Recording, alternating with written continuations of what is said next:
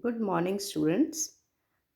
In our previous video, we had done line by line explanation up to page number 22, that to one paragraph only. The remaining page and the next page that I'm going to give you now. Today, I mean to say now, just now. Then, after this, our chapter will be over. And what you have to do, you have to find out the meaning of the underlined word from your dictionary, English to English children, and then you have to write the question answers given for oral comprehension. I just want all of you to write, just try to write the answers of all the questions given under the heading oral comprehensions on the pages of the lesson, of this lesson.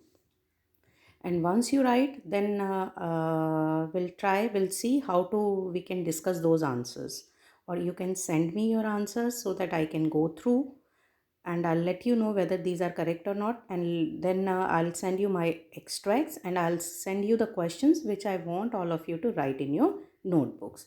So let us start our explanation. I was not born with hunger to be free. I was born free. Nelson Mandela here quoted that when he was born, for him, freedom was not that freedom what he wanted in his youth. He had no hunger. He was not when he was born, he had no hunger to be free. I was born free, free in every way that I could know. For him, freedom was not that freedom as the, you can say, elderly people have the meaning for the freedom. For him, as a young boy, freedom, I was free, free in every way that I could know. He was free, though he was free, but he was for him, freedom was not meant what actually freedom is. Free to run in the fields near my mother's hut, free to swim in the clear stream that ran through my village, free to roast maize under the stars and ride the broad backs of slow moving bulls. For him, as a child, or you can say for us also, for we people also, when we are young, we are uh, in our childhood days. For us, freedom is not that the freedom of principles, freedom of everything, but for us, if we are free to work according to our own beliefs, that means we are free. Same thing with the Nelson Mandela. When he was a child, for him, freedom meant to roam, to move around, or to roam here and there near the in the fields near his mother's hut, to swim in the clear stream, to swim in the river that ran through his village. He also wanted freedom for himself, as he wanted to lie down under the star to roast the maize. And he also wanted to ride on the broad backs of the bull. If he were given all these rights, according to him, he was free. As long as I obeyed my father and abided by the customs of my tribe. He quoted that. He said that till the time he obeyed his father and followed the customs, traditions of his tribe, I was not troubled by the laws of man or God. He was not at all he did not find any trouble or any difficulty given by the human beings or by the God. It was only when I began to learn that my boyhood freedom was an illusion. Illusion means the thing which seems to be there, but actually it is not there. For him, it was only when the time came, he began to realize that his boyhood freedom was just a temporary, it was just fake, it was not there. He was not given given the freedom as in his boyhood. When I discovered as a young man that my freedom had already been taken from me, when he became a young man, he realized, he noticed that his freedom is already been taken away from him. Then I began to hunger for it. When something is children taken away from us, that time we realize the importance of that thing. Same thing happened with Nelson Mandela. When his freedom as a young man was taken away, then he started to strive for it. Then he started to take it, started to realize that he should have this freedom. Then he had started to have the hunger for that freedom. I wanted freedom only for myself. The transitory freedom of being able to stay out at night. He wanted this freedom just for himself. He wanted this transitory, matlab temporary, means temporary, which is not permanent. He wanted this transitory, temporary, permanent of being able to stay out at night. When he became a young man has different types of desires. Now his uh, thinking process changes. Now he wanted the freedom to stay out at night, and he also wanted what to read what he liked wherever he wanted to go, and he wanted the freedom of moving here and there wherever he wished. Later, as a young man in Johannesburg, I yearned for the basic and honorable freedom of achieving my potential, of earning my keep, of marrying and having a family, the freedom not to be obstructed in a lawful life. When he became a young man in Johannesburg, he yearned, he desired for the basic, for you can say basic, fundamental, and honorable freedom of achieving his potential, of earning his livelihood, or he also wanted the freedom to marry a person he liked, having a family, and he also wanted the freedom not to be obstructed in a lawful life. But then I slowly saw that not only was I not free, but my brothers and sisters were not free. Later on, when he matured, he became a little mature.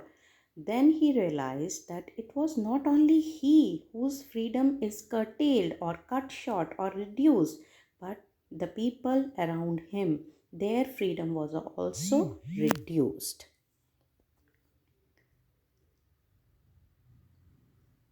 I saw that it was not just my freedom that was curtailed. Here, the word curtailed means reduced or cut short.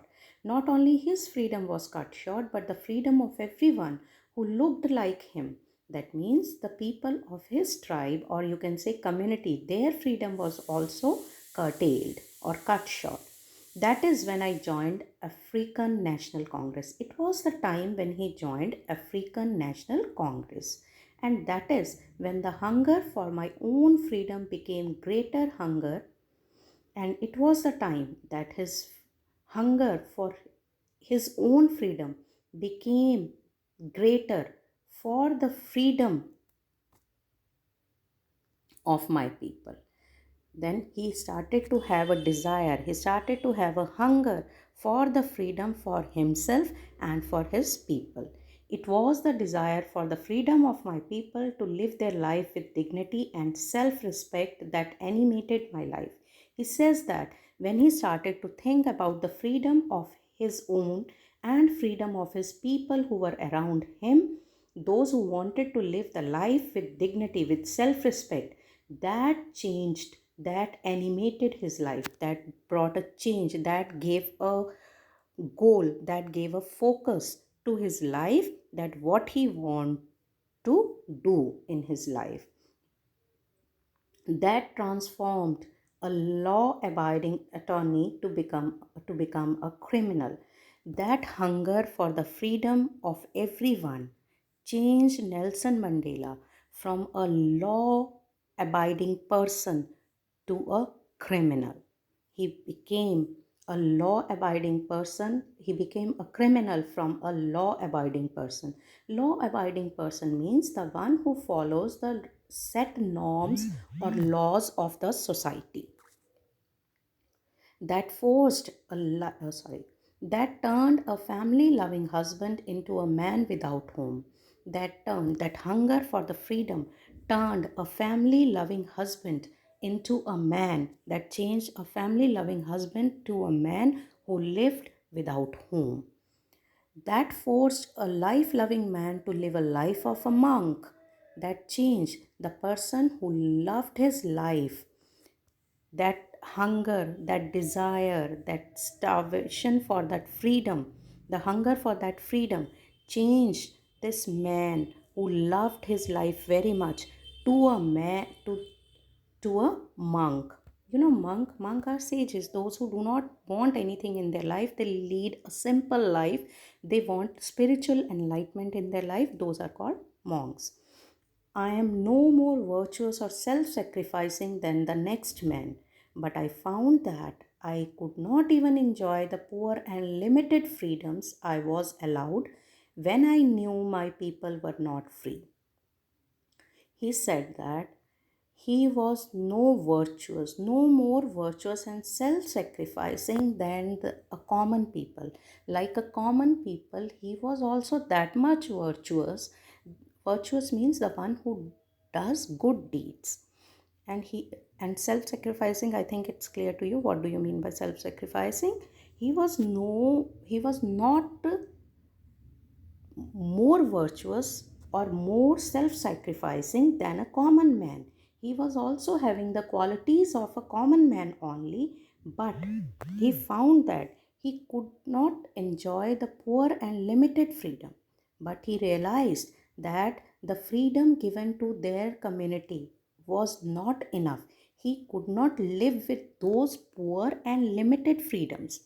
They were given at that time, the black people of South Africa were given the few rights, not all the rights as the white skinned people.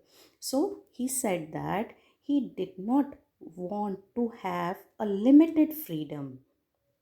I was allowed. He was allowed to do certain things, but his people, the people of his community, were not free to do many things. Freedom is indivisible, according to him. Freedom cannot be divided. If one person of the same countries have is enjoying certain rights, the other people of the same country also have should have the freedom to enjoy those things. He said that though he was given certain freedoms, but the people of his community were not given those type of freedoms.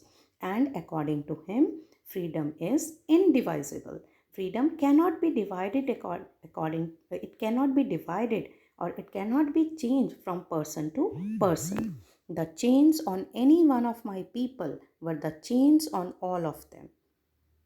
According to him, though the people who were under the bondage of this, you can say, apartheid system, if they were under the, if few people of the country were under the bondage of apartheid system, that means all the people are under those chains. I knew that the oppressor must be liberated just as surely as the oppressed. Here he means that not only the person who bears the tortures, that person is to be freed, but the person who does the torture is also needed to be freed. Why does he say so? According to him, a man who takes away another man's freedom is a prisoner of hatred, because according to him, the one who does the torture or who ill treats other, he is also under the bondage of hatred. He is also not free. He is also hated by someone. So he is also not at all free. So according to him, both the oppressor and the oppressed are to be freed. A man who takes away another man's freedom is a prisoner of hatred. He is locked behind the bars of prejudice and narrow mindedness. He is he is under the bondage of prejudice. Prejudice means a strong dislike without any good reason. He was under the bondage of prejudice and narrow mindedness. I am not truly free if I am taking away someone else's freedom. He said that for the person who takes away somebody else's freedom, he is also not at all, not completely free. just as sure as I am not free when my freedom is taken away from me. When my freedom is taken away from me, I am not at all free. Similarly, the person who takes away someone else's freedom, that person is also not at all free. The oppressed and the oppressor alike are robbed of their humanity.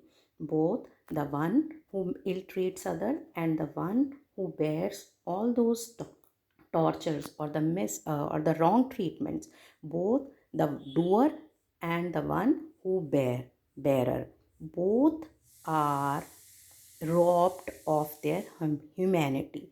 Both are not given the rights of human beings. Children, this is all. We have finished the lesson. In my next video, we'll start the next lesson.